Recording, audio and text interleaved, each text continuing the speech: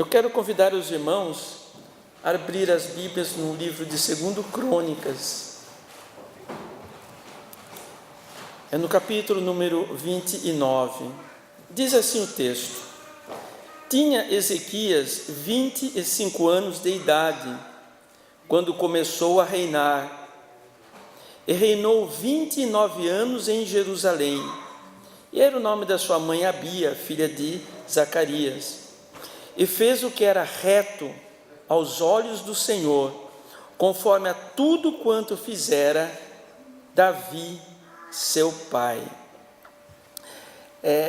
Quando nós falamos de Ezequias, nós falamos aqui de um rei de Israel, e nós vamos ver que ele começou o reinado dele assim, bem jovem, aos 25 anos de idade.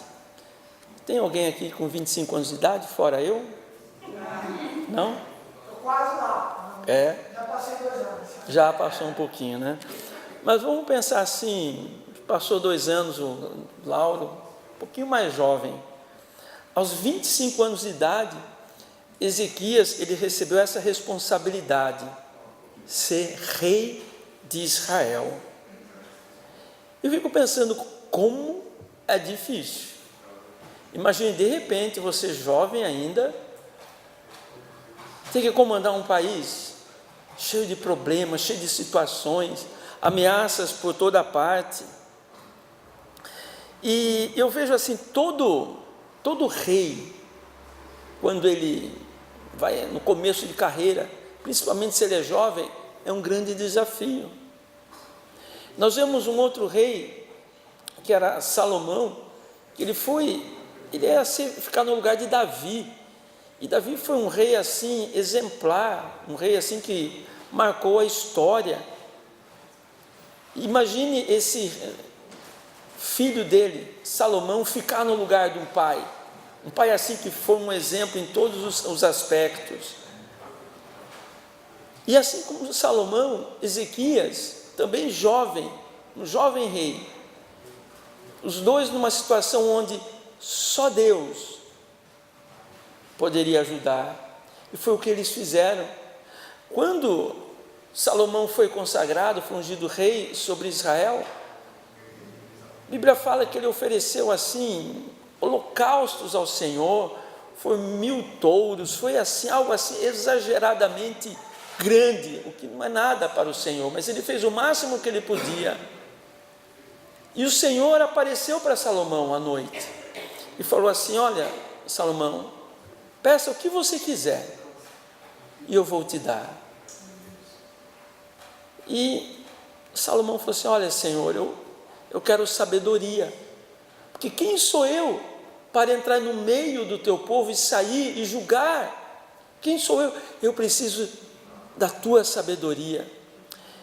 E a Bíblia fala que esta palavra alegrou o coração de Deus. Deus falou assim: olha, gostei, você não pediu a cabeça dos seus inimigos, você não pediu riqueza, não pediu nada disso, então eu vou te dar uma sabedoria, qual depois de ti, homem nenhum haverá com tanta sabedoria. E Deus deu sabedoria, foi algo assim espiritual. O Senhor tocou em Salomão. Aí o Senhor ainda disse assim: olha, claro, com a sabedoria eu vou te dar riqueza, vou prosperar o reino, vou fazer muitas coisas, porque muitas coisas que também nós vamos conseguir ou alcançar nessa vida é agindo sabiamente. E foi sabedoria que Salomão pediu ao Senhor, e com a sabedoria ele pôde governar, ele pôde reinar, ele pôde ser também um substituto à altura do pai dele, que era Davi.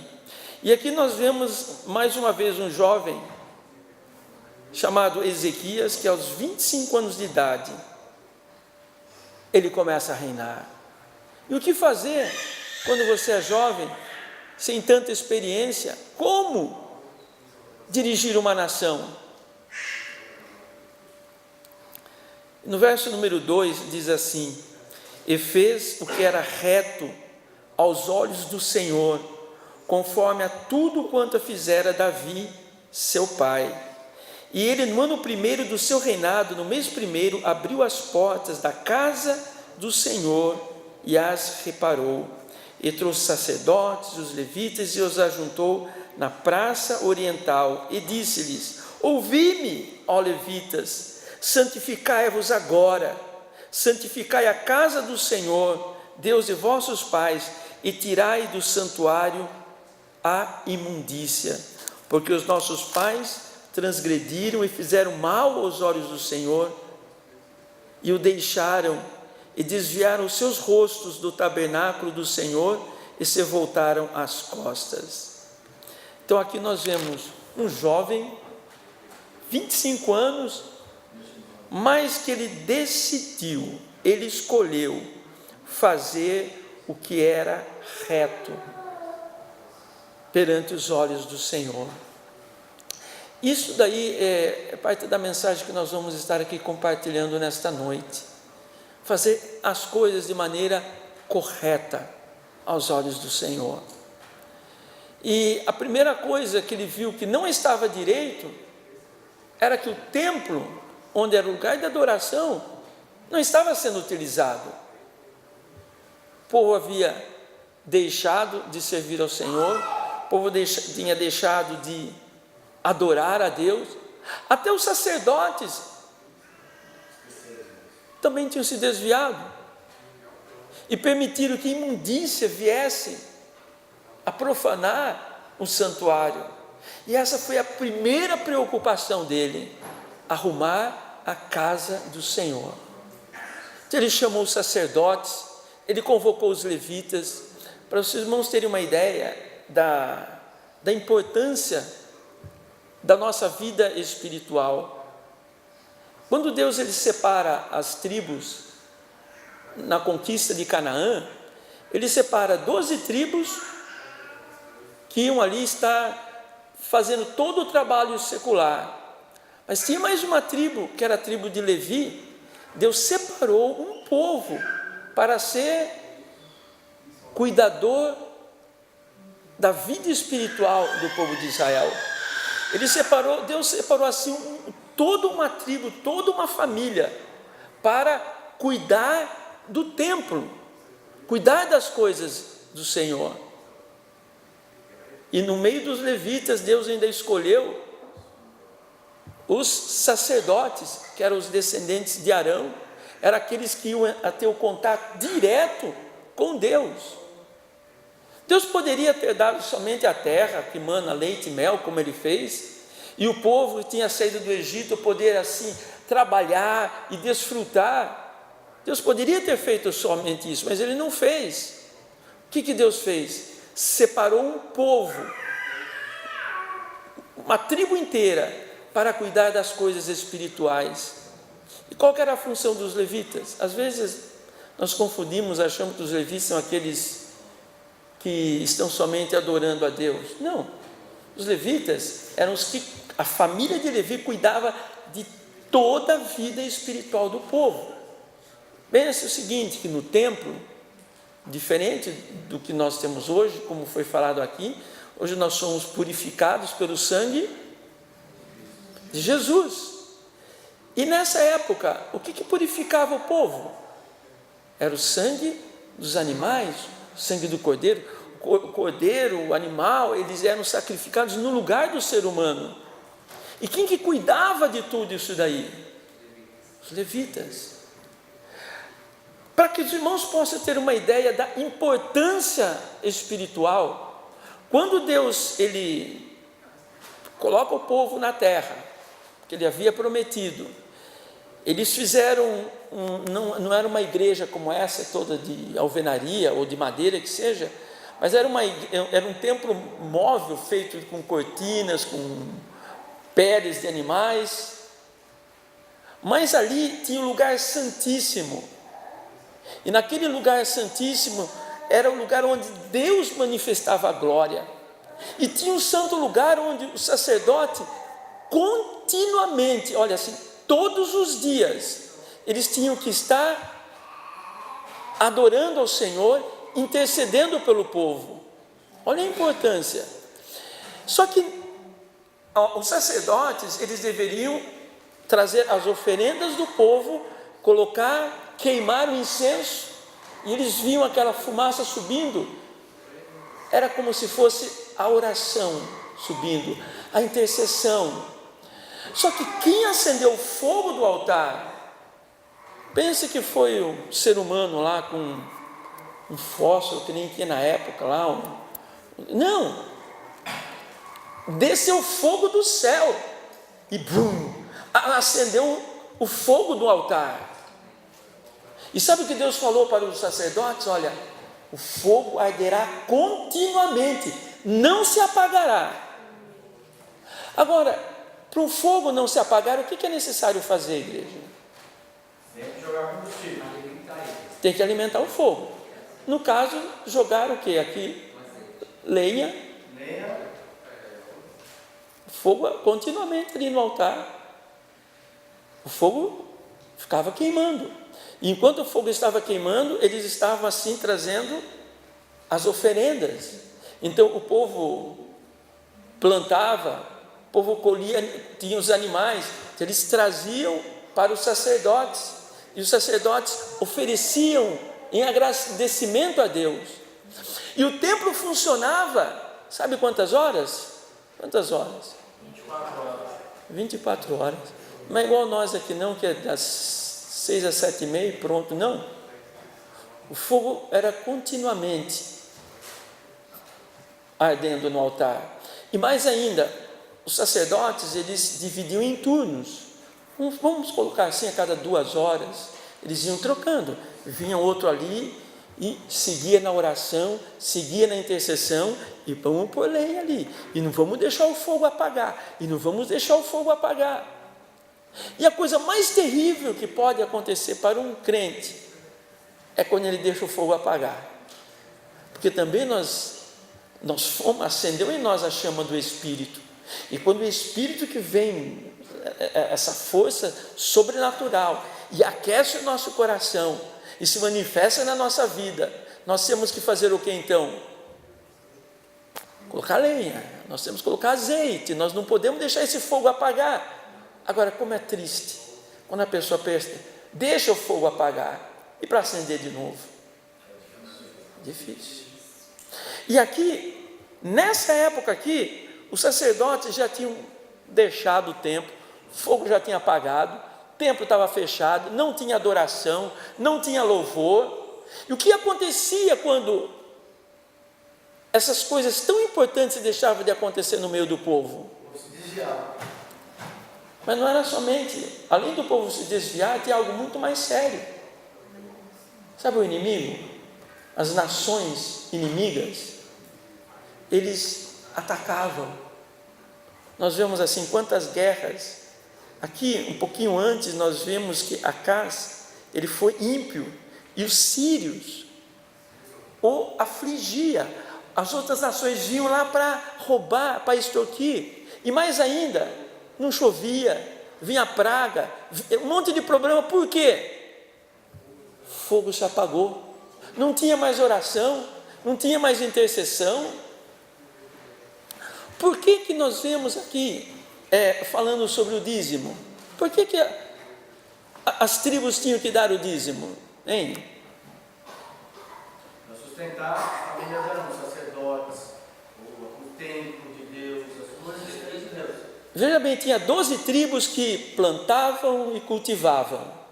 A tribo de Levi, eles não plantavam, eles não cultivavam, mas eles tinham uma outra responsabilidade. Eles é que cuidavam no mundo espiritual, eles que oravam, eles intercediam pela nação, eles ofereciam os animais em sacrifício, e mais ainda, eles é que eram os professores. Na época, eles aprendiam a ler e escrever, era lá no templo também. Agora, se eles não tinham como ter o sustento financeiro, de onde que vinha o sustento financeiro dele? 12 tribos. Exatamente, se cada uma das tribos estivesse dando 10%, com quanto por cento eles iam ficar? 120%. Mas eles não iam consumir no templo também? Então, uma parte vamos pôr assim, 20% era consumida no próprio templo, com o holocausto e tudo isso daí, e os outros era para eles, para manutenção e alimento deles. Mas o fogo ardia continuamente, não pode apagar, não pode.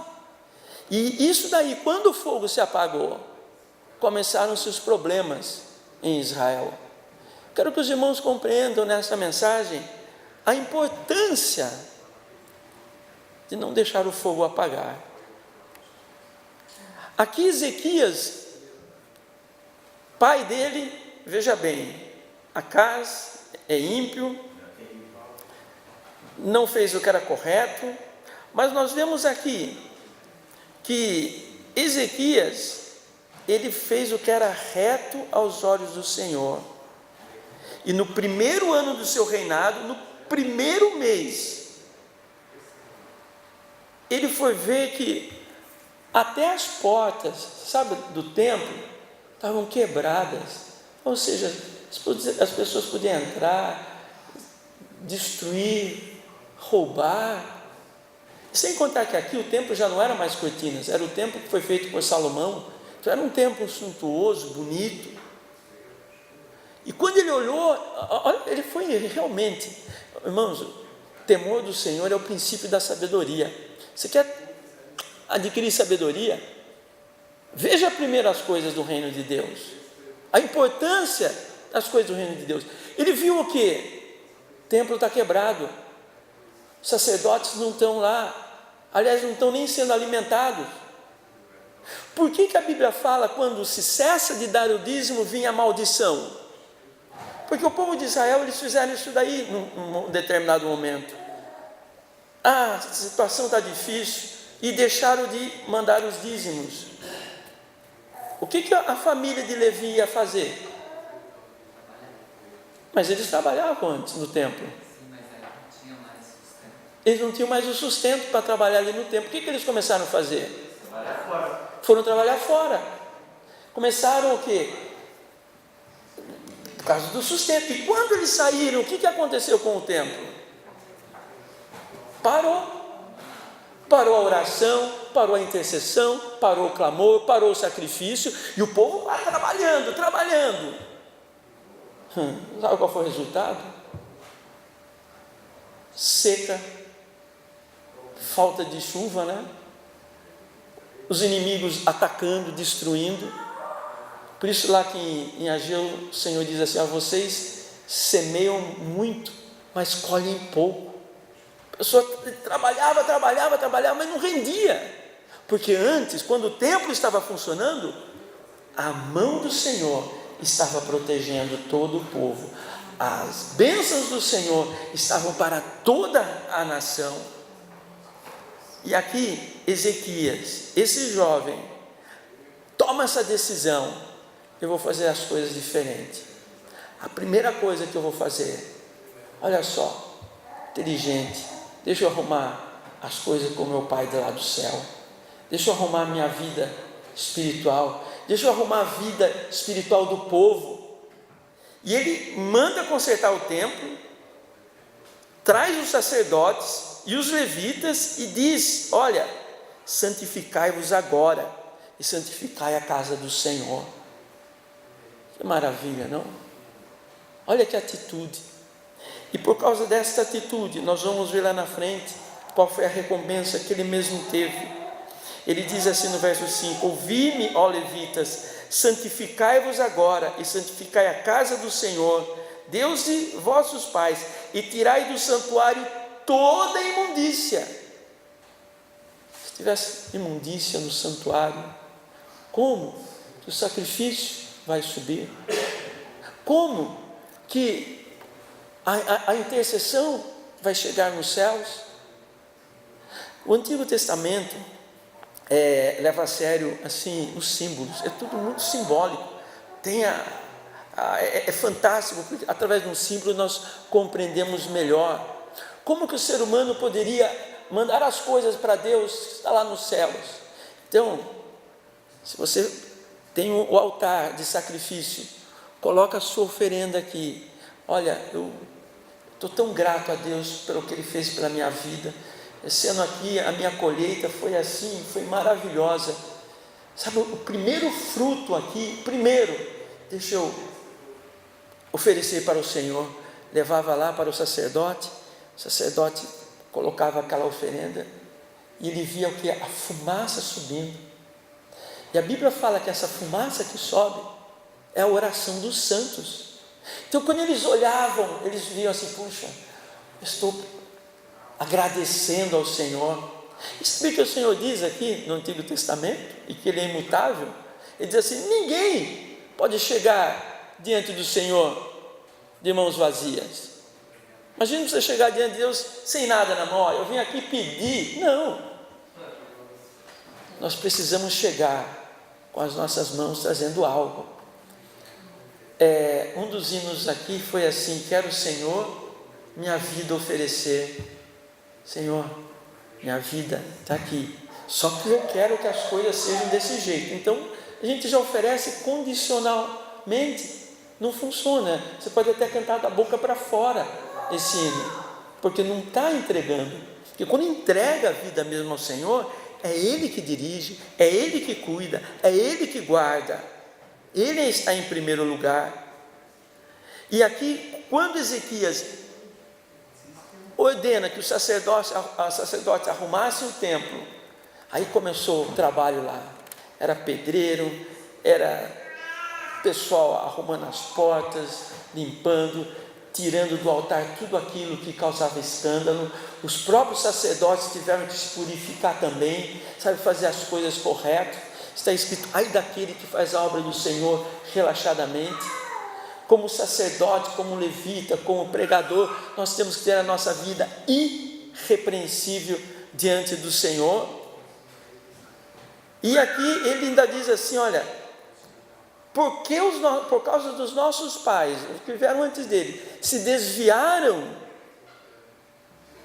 Olha o que diz aqui, vamos ler todos juntos aqui.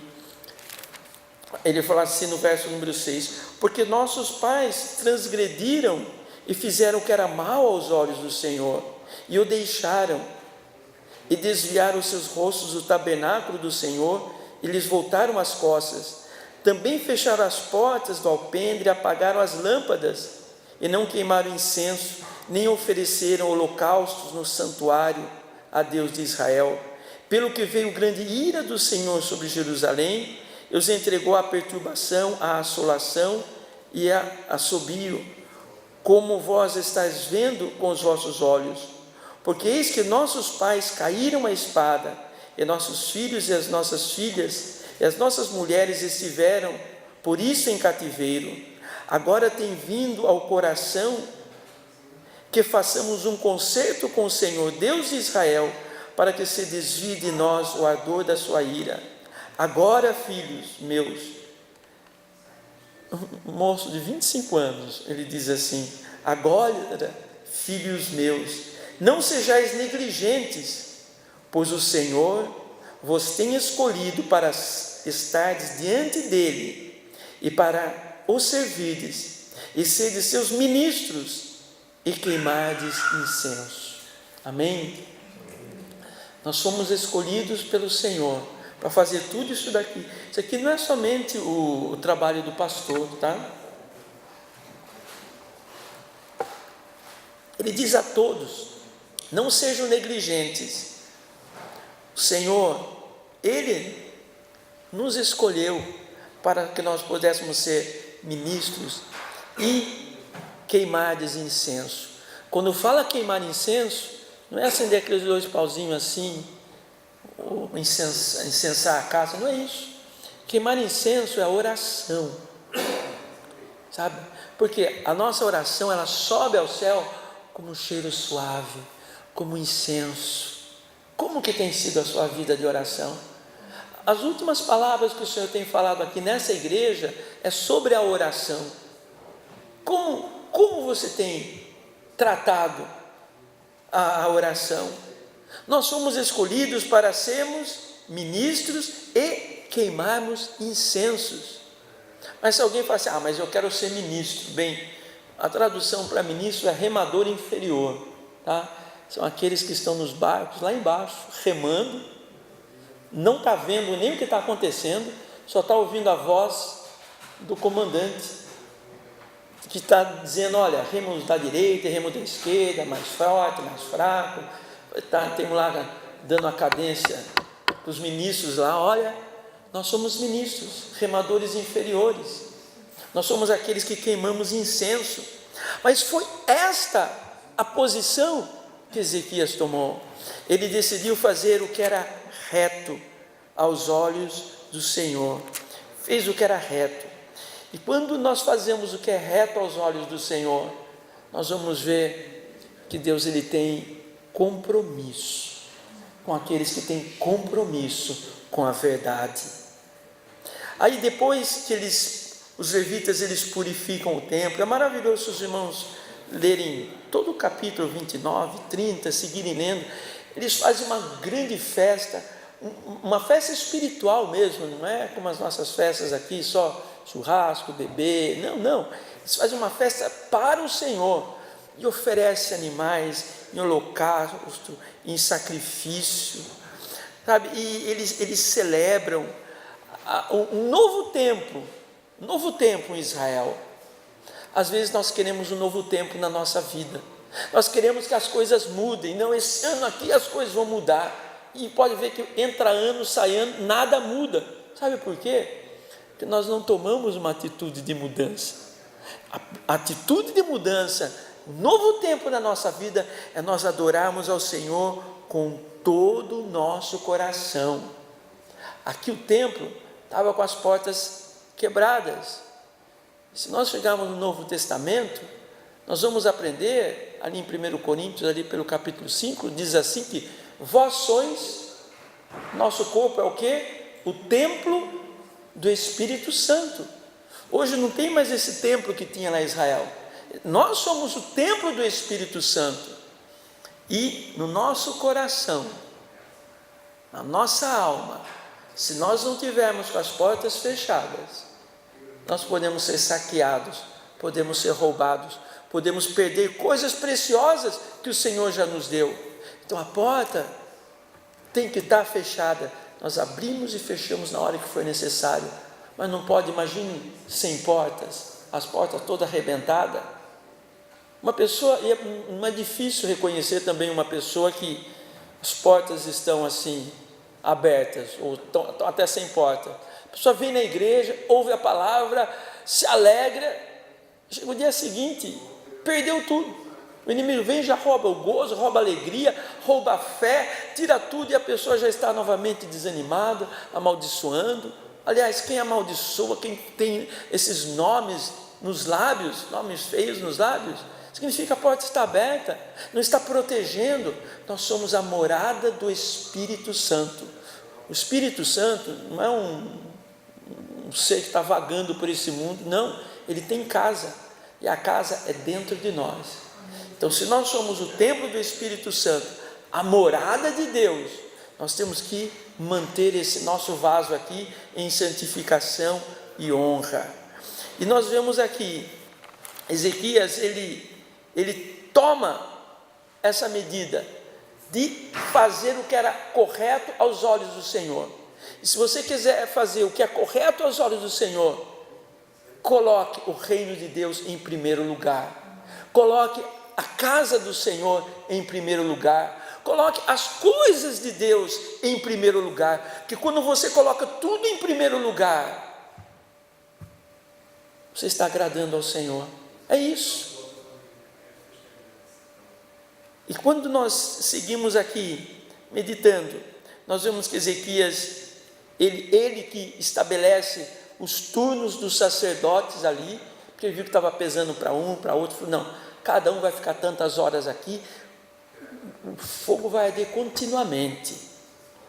E olha, e nós vemos aqui, na palavra de Deus, quando, de repente, ele se vê assim, cercado por um exército.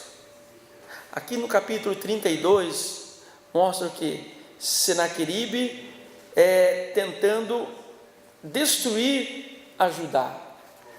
Agora é que nós vamos ver.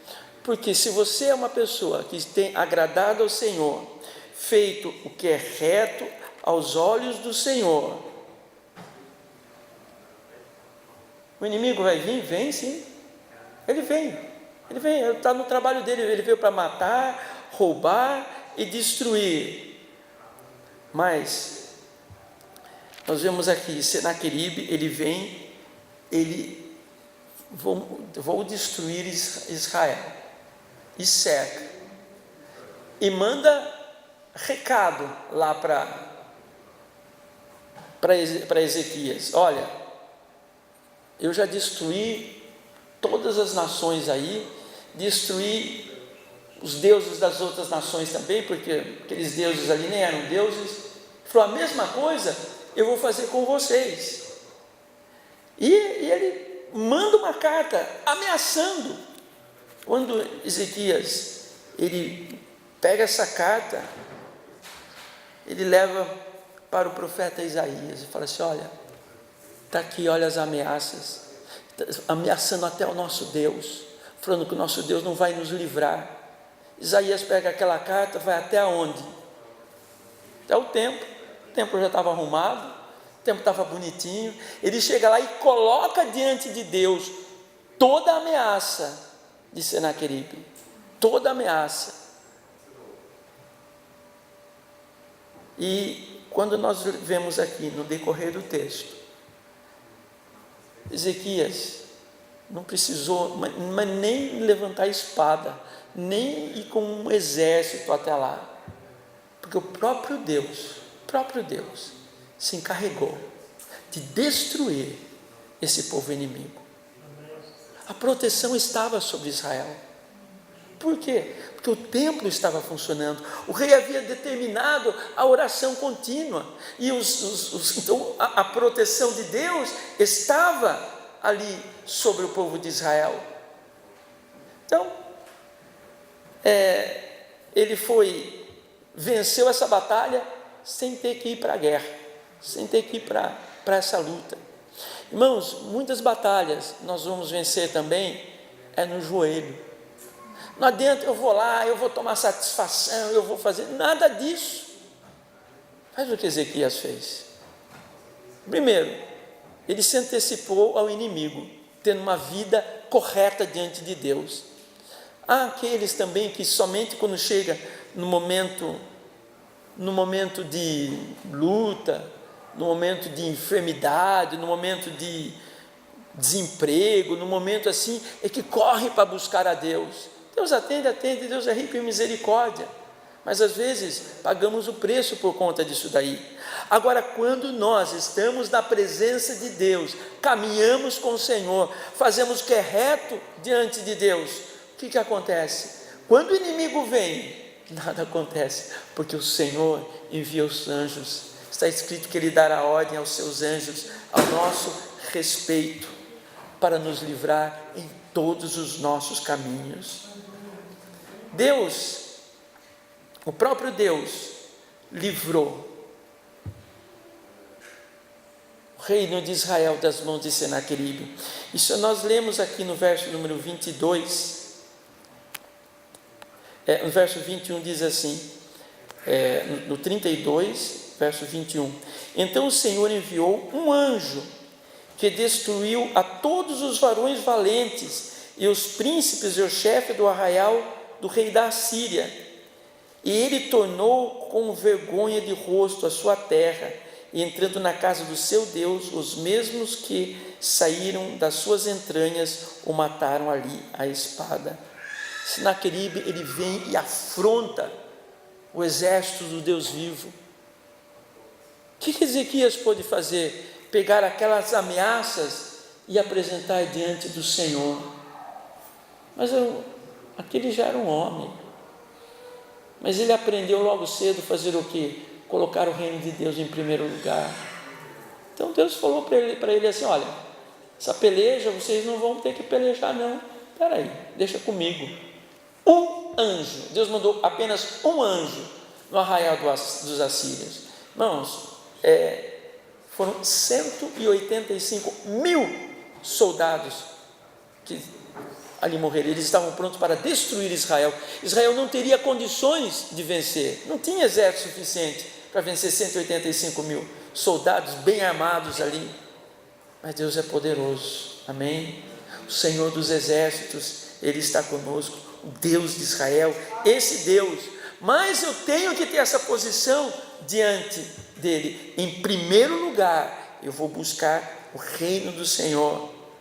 E para nós terminarmos aqui, no verso número 24, fala que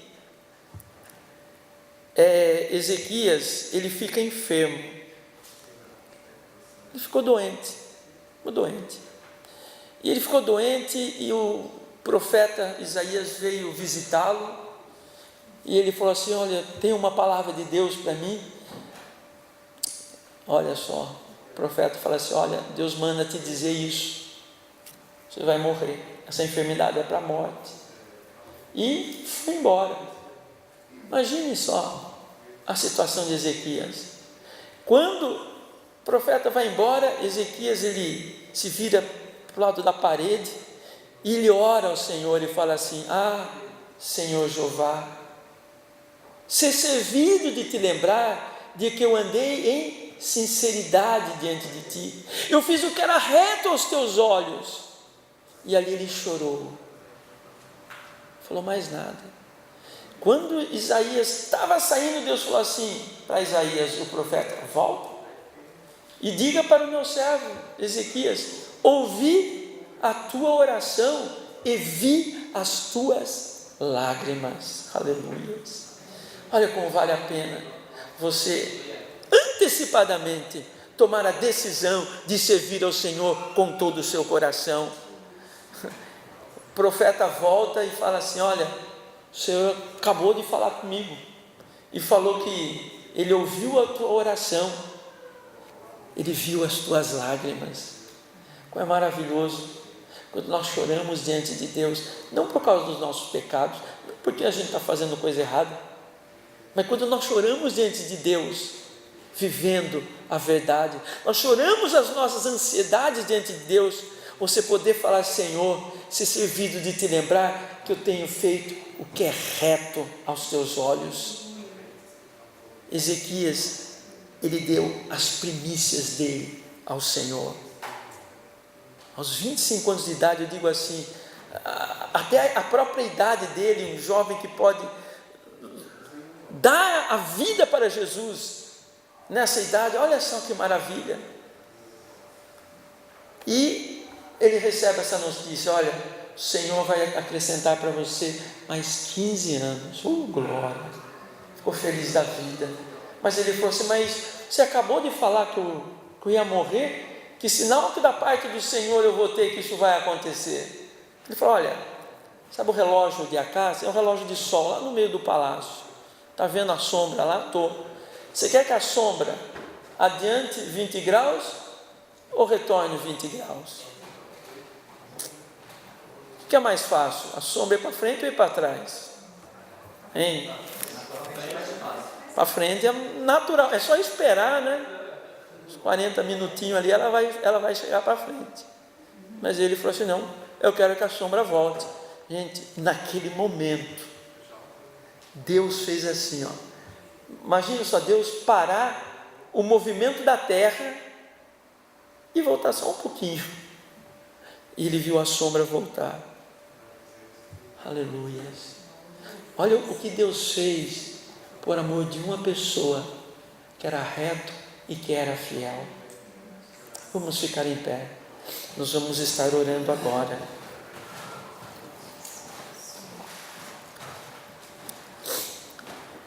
Aleluia. Nós vamos estar orando. E que nessa oração, em primeiro lugar, você possa agradecer ao Senhor e olhar para a sua própria vida, assim como eu tenho olhado para a minha, e ver se você tem, em primeiro lugar, servido ao Senhor. É Ele o primeiro na tua vida?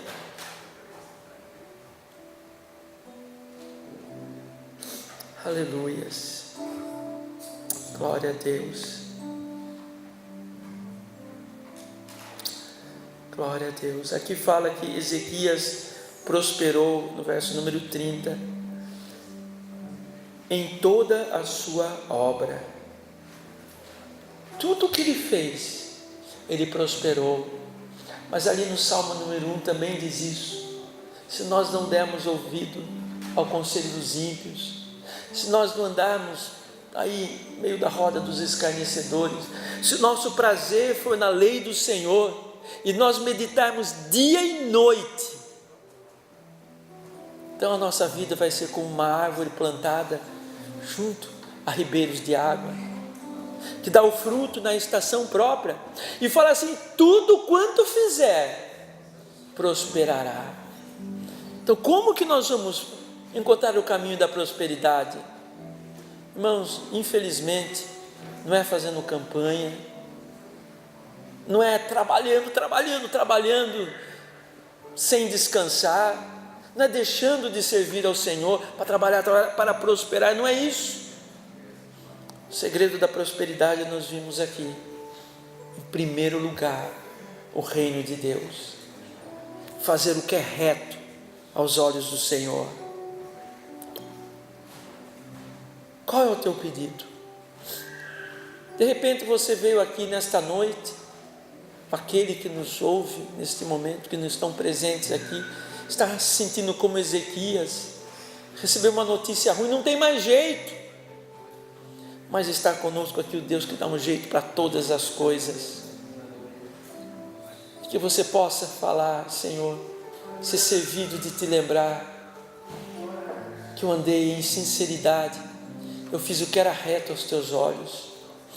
Logo no começo da nossa vida aqui na Suíça, nós ficamos 3 meses aqui, fomos para o Brasil, e eu lembro que, estando no Brasil, nós recebemos uma notícia que a Jennifer nossos filhos ficaram aqui, inclusive com a própria autorização da imigração, eles puderam ficar mais 3 meses, e a Jennifer tinha um pequeno tumor, uma coisa assim nos seios, mas ao mesmo tempo nós não tínhamos recurso financeiro para nada, e nós estávamos na casa de uma família lá. Eu me lembro que foi naquela noite, nós lemos esse trecho aqui, sobre Ezequias, e a Cátia ainda virou para o lado da parede, né, Cátia? E chorou com o Senhor: tem misericórdia, nós precisamos de um socorro. E ali, Cátia chorou, nós choramos juntos, fizemos assim, essa oração: Senhor, Tu conheces a nossa vida, tenha misericórdia, abre as portas, precisamos de socorro. A Jennifer precisa de socorro, lá nós estávamos distantes. E no dia seguinte, ainda era na parte da manhã, eu recebi um telefonema. Um pastor ligou para mim e falou: Pastor Vicente, é o seguinte, uma pessoa fez um depósito na nossa conta, da nossa igreja, mas colocou no nome de vocês, do Projeto Resgate, e eu preciso do número de uma conta para transferir. Eu falei: com glória. Eu falei: quanto é o valor? Ele falou assim: olha, 5.000 francos. Aleluia. Naquela hora eu lembro a Irene na casa que nós ficamos ali, eu falei assim: minha irmã, Deus existe. Claro, Ele é o socorro bem presente na angústia. Nós podemos pagar todas as contas, e mais ainda, uma enfermeira providenciou, sem custo nenhum para nós, uma pequena cirurgia que pôde eliminar aquele pequeno quisto na Jennifer. Sei que em um dia todas as coisas foram resolvidas, em um dia. Talvez você esteja numa situação de urgência e o Senhor quer resolver todas as coisas, mas chegue-se diante dEle tendo a sua vida no altar. Vamos orar então.